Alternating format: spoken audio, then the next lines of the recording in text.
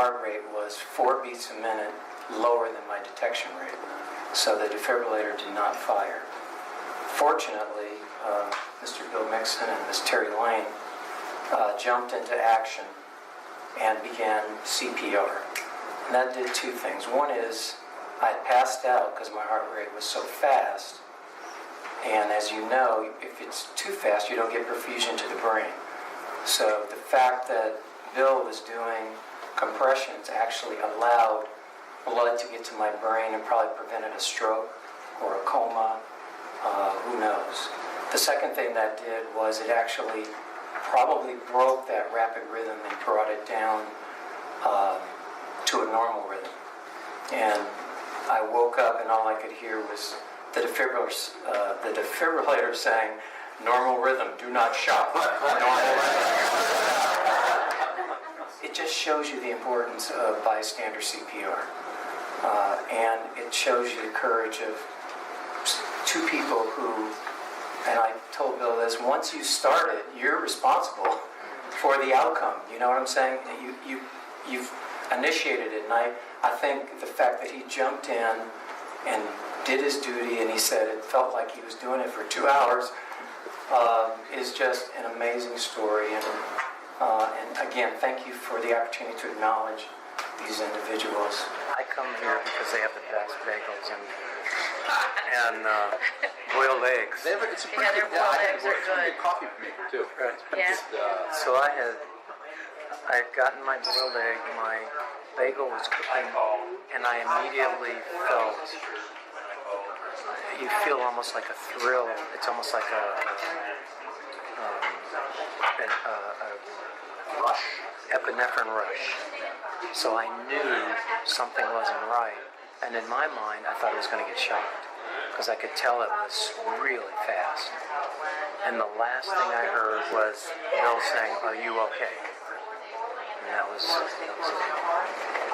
The next thing I knew, I was staring at the ceiling, and I was like, I must be dreaming. This is one of the most vivid dreams I've ever had. And then I realized, I recognized the thing there, and I said, "Oh my God, I must have passed out and I got defibrillated."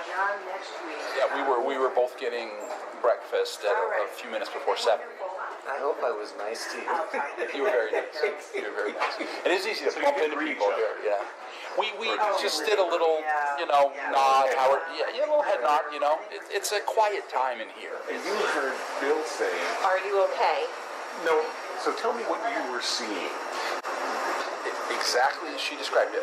Dr. Williams, I think he was one. He may have been. I think it was right He may here. have been. And he was sitting on the edge of his seat, just like she described it.